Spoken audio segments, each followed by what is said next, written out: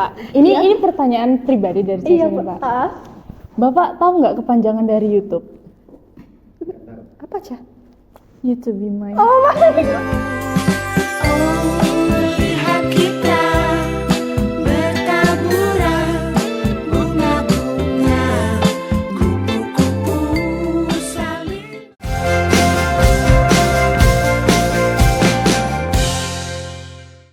Berarti memang sudah seperti budaya ya, Pak ya? Mereka itu.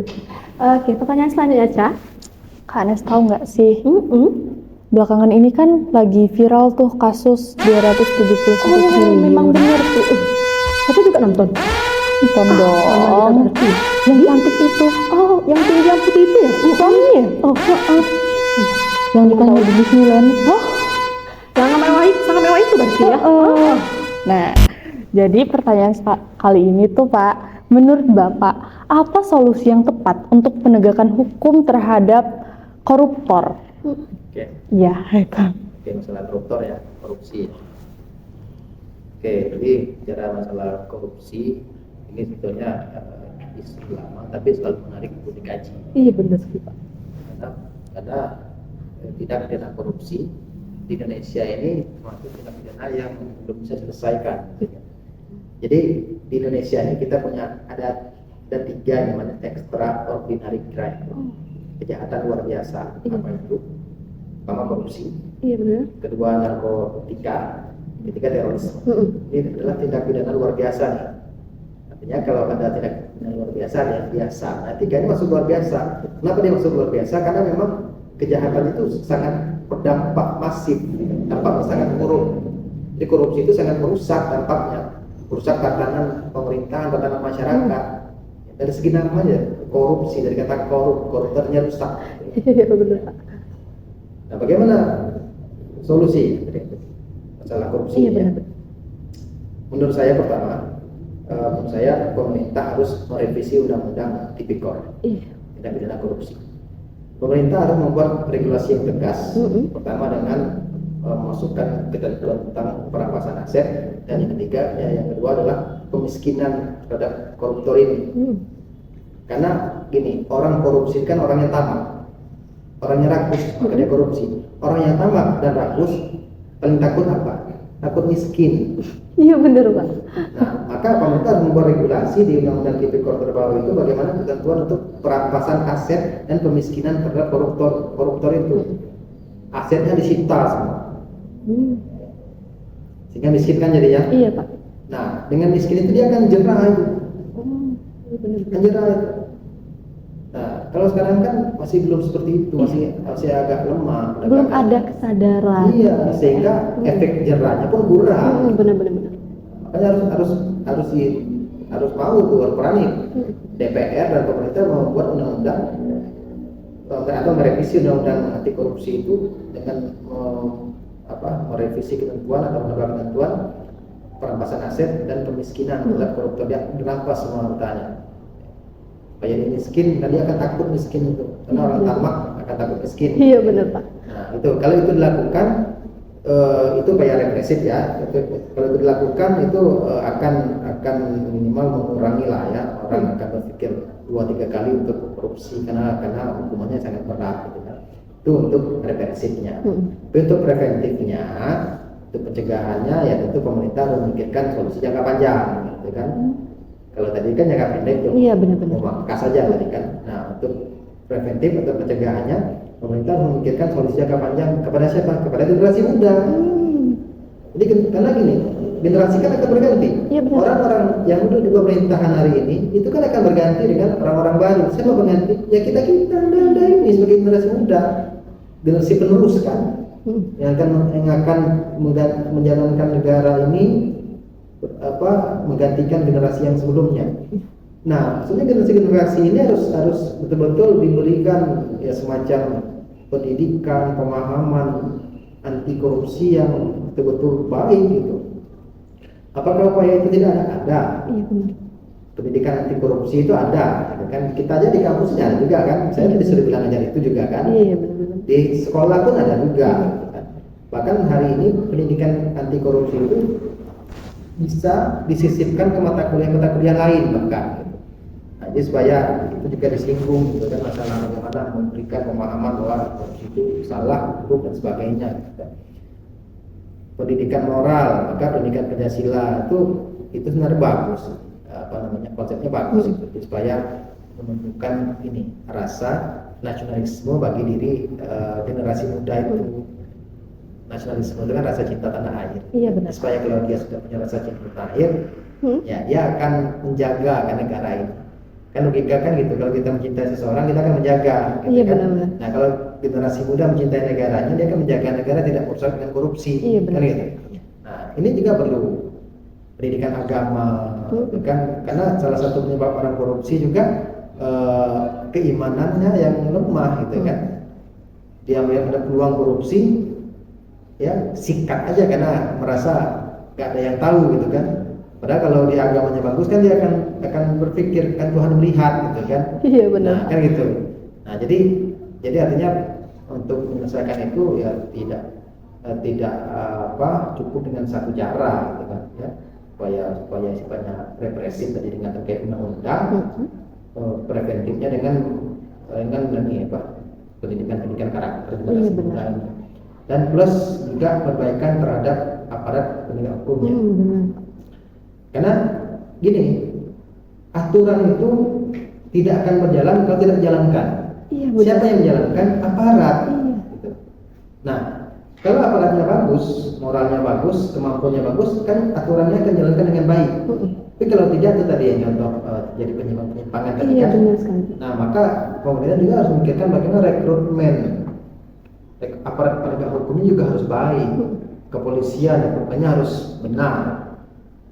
Termasuk yang lainnya juga supaya memutus mata rantai korupsi itu. Ini masuk ada korupsi, ya gimana dia nggak jadi korupsi lagi nanti kan untuk kembalikan uang tadi kan. Iya, benar. Jadi itu perlu dipikirkan oleh pemerintah bagaimana memutus mata rantai korupsi itu. Nah, jadi dengan demikian perlahan-lahan ya mudah-mudahan ada progres dan perbaikan itu dalam pemberantasan korupsi di Indonesia. Oke. Jadi seperti itu Ca tentang kasus yang 271 triliun tuh Ca. Jadi kita sebagai generasi muda sejak sekarang itu diusahakan memang mengambil pengalaman dari yang sudah ada ya Pak ya. Pengalaman dari yang sudah ada bahwasannya korupsi itu bukannya merugikan negara atau lingkungan saja, tapi kita pribadi ya Pak ya. Kita pribadi pun juga ikut dirugikan gitu. Oke Pak. Tadi kan membahas tentang sedikit Pilpres tahun ini ya Pak ya. Tahun ini itu ada beberapa orang yang menyebutkan bahwasannya itu dinasti kepolitikan. Nah, menurut Bapak, apakah itu ada sebuah indikator dalam suatu organisasi itu bahwasanya dinasti kekuasaan itu ada di dalamnya, gitu Pak? Bagaimana menurut Bapak melakukan upaya ini? Jadi kita bicara dinasti kekuasaan. Kalau itu namanya adalah politik dinasti. Iya. Definisikan dulu yang maksud dengan politik dinasti ini adalah upaya-upaya yang dilakukan seseorang untuk mempertahankan kekuasaannya dengan meletakkan kerabat-kerabatnya sebagai penerusnya gitu kan, jadi anak, ponakan dan sebagainya gitu kan, itu penerus. Ini sebetulnya logika yang wajar bagi seorang politisi. Karena gini, seorang politisi itu gini, orang yang berpolitik.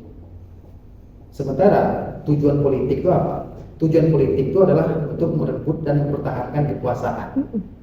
Jadi ketika seseorang sudah berhasil merebut, maka dia akan mempertahankan kekuasaan jangan sampai diambil oleh orang lain.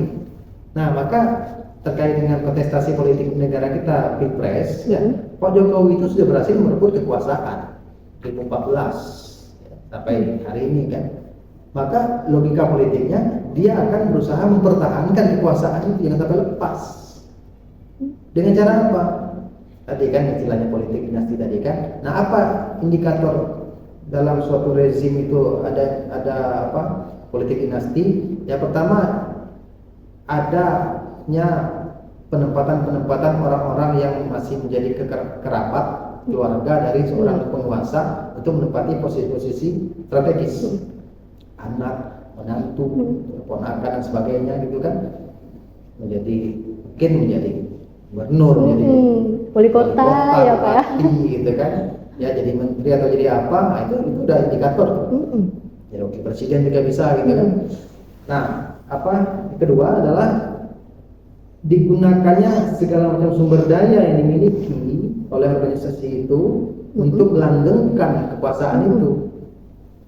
Sumber daya itu apa? Banyak sumber daya, keuangan, sumber daya dalam bentuk tenaga, aparat dan sebagainya itu digunakan untuk melanggengkan itu, ya. Jadi misalnya ini di sebuah negara, ya, negaranya Konoha namanya. Jadi, Negara kedua. seorang presidennya nih ingin anaknya jadi wakil presiden. Iya, benar, ya, Pak. Ya. Maka digunakan sumber daya yang dimiliki. Iya, benar. Anggaran pendapatan belanja negara digunakan untuk bantuan sosial. Benar sekali. Sampai ratusan triliun diberikan ke masyarakat supaya selalu atas nama ini. Nah, benar Ya kan? sekali Pak. Jadi masyarakat kan akan ini dong. Terbuka. Iya, ini dari situ ya. Benar. Jadi itu dari segi anggaran tuh, dari segi aparat yang ditekan untuk meloloskan, untuk mau intervensi untuk mempengaruhi masyarakat, gitu kan? Biar jalannya mulus ya Pak ya. Kepala desa dikumpulin, nanti doktrin, suruh masyarakatnya pilih ini, gitu kan? Yang gitu-gitu juga apa namanya upaya-upaya memanfaatkan sumber daya yang dimiliki, gitu kan? Artinya itu hal yang tidak melanggar hukum tapi melanggar moral sebetulnya.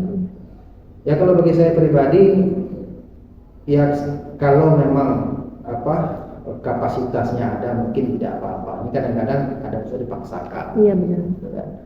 Sehingga supaya meloloskan begitu dengan memanfaatkan sumber daya yang dimiliki. Nah, jadi itulah kira-kira ya terkait dengan politik dinasti itu hal yang logika yang wajar sebetulnya, tapi tidak etis. Iya. Juga dilakukan. Lebih kembali ke moral kali ya Pak. Seperti yang Bapak bilang tadi, bahwa saya itu tuh ada merugikan, ada juga yang tidak gitu ya Pak ya. Oke, pertanyaan selanjutnya Cia. Kita kan udah di penghujung acara nih. Boleh dong Pak kasih pesan buat kita-kita sebagai Gen Z dan Gen Alpha mengenai pendidikan. Jadi saya berpesan untuk adik-adik generasi yang Gen Z atau Alpha ini, kan generasi yang sangat dekat dengan teknologi ya. Jadi itu manfaatkan dengan baik teknologi itu untuk menunjang kehidupan kita, menambah pengetahuan, menambah wawasan ya. Nah ya hari ini itu dibandingkan dengan zaman mungkin saya dulu, untuk mendapatkan ilmu, pengetahuan, informasi itu jauh lebih mudah sekarang. Benar sekali. Kalau dulu belum ada internet, cari ilmu pengetahuan harus cari buku, cari berita, cari majalah dan sebagainya. Kalau sekarang sudah ada internet, nah gunakan dengan bijak. Jadi tapi hati-hati, teknologi itu ibaratnya dua sisi mata uang. Satu sisi dia membantu mempermudah hidup kita sebagai manusia, namun sisi lain dia juga bisa memberikan dampak yang negatif kalau kita tidak bijak dalam menggunakannya. Itu bisa juga menjadi dampak buruk bagi kita. Maka bagaimana bijaklah dalam menggunakan teknologi itu, gitu. Terutama ya menggunakan teknologi dengan baik. Yang kedua, belajarlah dengan sungguh-sungguh. Sekolahlah yang baik, kuliahlah yang baik. Selesaikan. Ditunjang dengan teknologi ini mudah, insya Allah Anda dalam menyelesaikan itu. Jangan terpengaruh statement-statement misalnya seperti begini. Orang yang sarjana aja susah dapat kerja. Iya benar Pak. Kita balik statementnya, yang sarjana aja susah bagi yang nggak kuliah. Iya benar sekali ya. Lebih susah lagi. Iya benar juga. Yang sarjana sudah punya modal loh, Iya, punya benar. ilmu, susah. Oke susah. Yang nggak sekolah punya bekal apa? Nggak ada, lebih susah lagi. Oke, seperti itu adalah pesan buat Gen Z dan Alpha ya Pak ya tentang pendidikan. Oke, kalau tadi kita sudah serius-seriusnya, sekarang kita main game dulu nih Pak. Kita ada game yaitu This or That. Nah, jadi game ini Bapak harus memilih salah satu nih, jangan dua-dua dong Pak. Oke, iya nggak boleh Pak. Oke, di game pertama ini Bapak lebih milih cewek yang lebih pintar atau lebih cantik? Pintar. Lebih pintar. Alasannya kenapa nih Pak? Karena kalau lebih pintar, dia punya inner beauty. Inner beauty. Tapi kalau cantik fisik, belum tentu punya inner beauty. Iya benar sekali. Lagi kalau kecantikan ini udah luntur ya Pak ya. Luntur. Tapi kalau kepintaran semakin lama semakin diasah dia makin banyak ilmu pengetahuannya. Oke. Dan bisa dibuat, asal punya modal. Aduh bisa aja nih Bapak pengen bungkus jangan dong. Aduh jangan dong. Aduh maaf ya Pak ya. Oke, di game keduanya apa lagi? Humoris atau romantis? Humoris. Lebih ke humoris. Alasannya Bapak? Karena nggak membosankan. Ini tuh dia kan dia ngefans sama Bapak. Dia lebih humoris loh Pak. Bapak gimana cara? Humoris. Pak, ini pertanyaan pribadi dari saya Iya nih, Pak. Pak. Bapak tahu nggak kepanjangan dari YouTube? Apa Cah? YouTube be mine. Oh my God. Melihat kita bertaburan bunga-bunga. Bukan, mohon maaf Pak, ini dikembali Bapak saya bukan merah gitu ya Pak. Ya Allah Caca, sekolah dulu ya Ca ya, karir dulu Ca. Pak maafin ya Pak ya. Emang karena fans Bapak banget gitu Pak. Sama-sama milih Anies lagi. Oke, di game selanjutnya itu Bapak lebih milih dicintai atau mencintai? Mencintai. Mencintai. Oh. Sangat tulus sekali Bapak ya Pak, sangat tulus sekali. Alasannya apa Pak? Karena kalau mencintai itu berarti kita betul-betul ke orang yang sesuai dengan yang kita inginkan. Benar Soal sekali. jadi atau tidaknya itu takdir. Iya benar-benar. Kalau jadi ya alhamdulillah, kalau tidak Ya, syukurillah. Berarti memang di luar kendali kita ya Pak ya. Itu Kalau di kita luar kemampuan kita. Iya, di luar Kalau kemampuan tidak. kita. Tapi kalau mencintai ya terus saja gitu. Iya benar sekali itu. Kan kita bisa bahagia lihat kau bisa. Ih. Aduh, bahaya episode kali ini. Oke, Cah, game selanjutnya. Bapak lebih pilih lebih muda atau lebih tua? Sudah. Iya. Aduh. Emang ada alasan tersendiri lebih muda Tapi ini, ini Pak? mudanya apa nih? Kelapa muda. Enggak dong. Lebih milih cewek muda gitu, Pak. Muda lebih cantik dong. Muda lebih cantik. Lebih cantik dan lebih bisa ngurus diri mungkin kali ya, Pak ya. Karena masih umurnya. Usia pakainya lebih panjang. Iya.